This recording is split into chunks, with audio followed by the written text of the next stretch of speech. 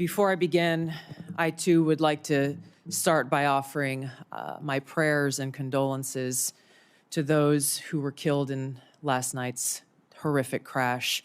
Senator Warner, Senator Moran, our condolences and prayers are with you and all of your constituents.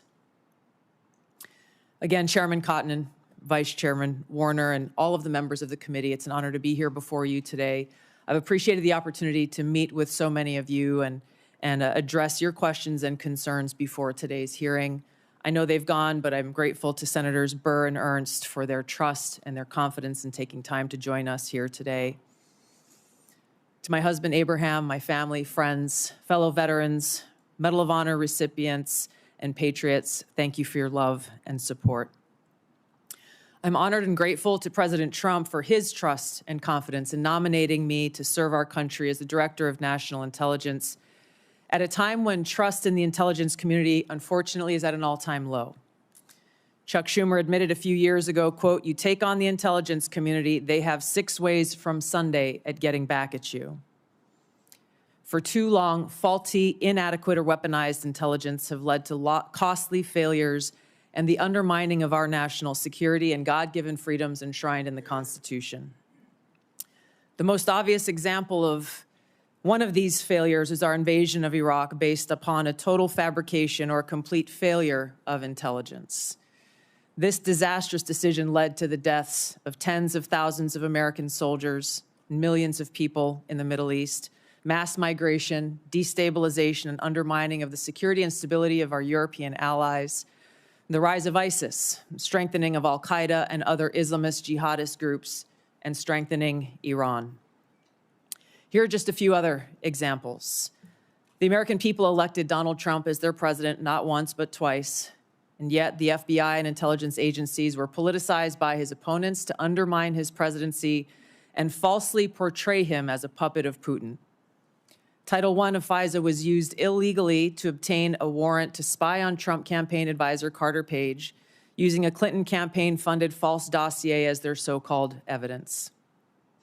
Biden campaign advisor Tony Blinken was the impetus for the 51 former senior intelligence officials' letter dismissing Hunter Biden's laptop as disinformation specifically to help Biden win the election.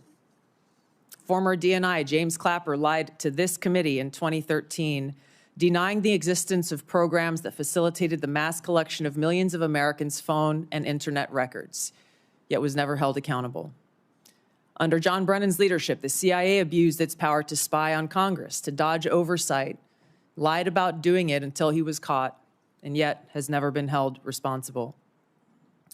Under Biden, the FBI abused its power for political reasons to try to surveil Catholics who attend traditional Latin Mass, labeling them as quote-unquote radical traditionalist Catholics. Personally, just 24 hours after I criticized Kamala Harris and her nomination, I was placed on a secret domestic terror watch list called Quiet Skies. Sadly, there are more examples. The bottom line is this must end. President Trump's re-election is a clear mandate from the American people to break this cycle of failure, end the weaponization and politicization of the intelligence community, and begin to restore trust in those who've been charged with the critical task of securing our nation. If confirmed as DNI, I will do my very best to fulfill this mandate and bring leadership to the intelligence community with a laser-like focus on our essential mission, ensuring the safety, security, and freedom of the American people. As the President's principal intelligence advisor, I'll begin by leading by example, checking my own personal views at the door, and committing to delivering intelligence that is collected, analyzed, and reported without bias, prejudice, or political influence. I enlisted in the Army because of the horrific terrorist attack on September 11th. And volunteered to deploy to Iraq in 2005, where I served in a medical unit. After nearly 22 years in uniform with 3 combat deployments to the Middle East and Africa, I'm now a lieutenant colonel in the U.S. Army Reserve, where I serve as a battalion commander of soldiers in Oklahoma, Missouri, and Arkansas. I served in Congress for 8 years on the Homeland Security, Foreign Affairs, and Armed Services committees. And it's my experience in the military and in the halls of Congress that have given me a deep understanding of the complex challenges that our nation faces, in both roles engaging with world leaders, in both roles being privy to highly classified intelligence. So I know firsthand how essential accurate, unbiased, and timely intelligence is to the President, to Congress, and to our warfighters. I also know the heavy cost of intelligence failures and abuses. Senator Collins, you led the creation of ODNI specifically to address those intelligence failures of 9/11 and Iraq's so-called WMDs. The need for the ODNI under strong leadership still exists today. If confirmed, I'll bring my experience and fresh eyes to leading the intelligence community. And my day one priorities will be to assess the global threat environment, identify where gaps in our intelligence exist, integrate intelligence elements, increase information sharing, and ensure that unbiased, apolitical, objective collection and analysis to support the President and policymakers' decision-making occur. I'll work to end the politicization of the intelligence community and ensure there is a clear mission focus in the IC on its core mission of this unbiased, apolitical collection and analysis of intelligence to secure our nation. I'll work to rebuild trust through transparency and accountability. This is a national security imperative. And I'll work to assess and address efficiencies, redundancies, and effectiveness across ODNI to ensure focus of personnel and resources is on our core mission of national security. Now, in my meetings that I've had with many of you, you expressed bipartisan frustration about recent intelligence failures as well as the lack of responsiveness to your requests for information. Whether it's the surprise October 7th Hamas terrorist attack, to the sudden takeover of Syria by Islamist extremists, failures to identify the source of COVID, anomalous health incidents, UAPs, drones, and more. If confirmed, I look forward to working with you to address these issues. Ensuring the safety, security, and freedom of the American people is a mandate of leadership that rises above partisan politics. If confirmed, my commitment to the President, to you, and to the American people is this: I will do my very best to find the truth, no matter where it leads, and share that truth with President Trump, his advisors, and you in Congress, providing you with that unbiased, timely, and accurate intelligence as you make the tough decisions that'll impact the safety, security, and freedom of the American people. Now, before I close, I want to warn the American people who are watching at home. You may hear lies and smears in this hearing that'll challenge my loyalty to and my love for our country.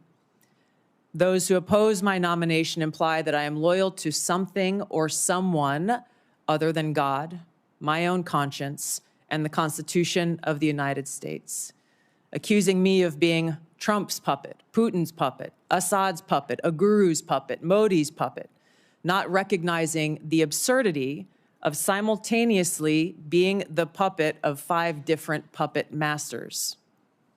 The same tactic was used against President Trump and failed.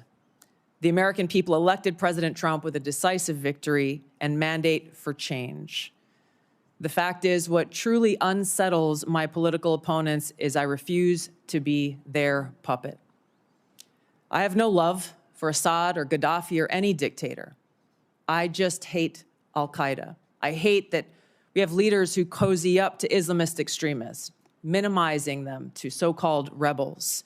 As Jake Sullivan said to Hillary Clinton, quote, Al-Qaeda is on our side in Syria. Well, Syria is now controlled by an Al-Qaeda offshoot, HTS, led by an Islamist jihadist who danced in the streets on 9/11 and who was responsible for the killing of many American service members. Democrat senators in the past resorted to anti-Christian bigotry against some of President Trump's judicial nominees like Amy Coney Barrett and Brian Boucher. I condemn those actions as a Democrat in Congress at the time, as religious bigotry must be thoroughly condemned by all of us, no matter the religion.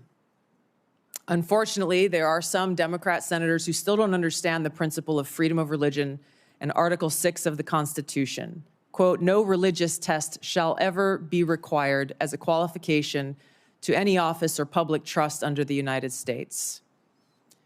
Unfortunately, they're once again using the religious bigotry card, but this time trying to foment religious bigotry against Hindus and Hinduism.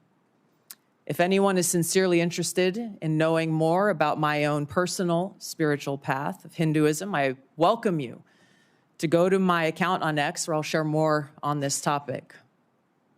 If confirmed as Director of National Intelligence, I will continue to live by the oath that I have sworn at least 8 times in my life, both in uniform and as a member of Congress. I will support and defend our God-given freedoms enshrined in the Constitution of the United States against all enemies, foreign and domestic, and I will bear true faith and allegiance to the same. Thank you very much for your time. I look forward to your questions.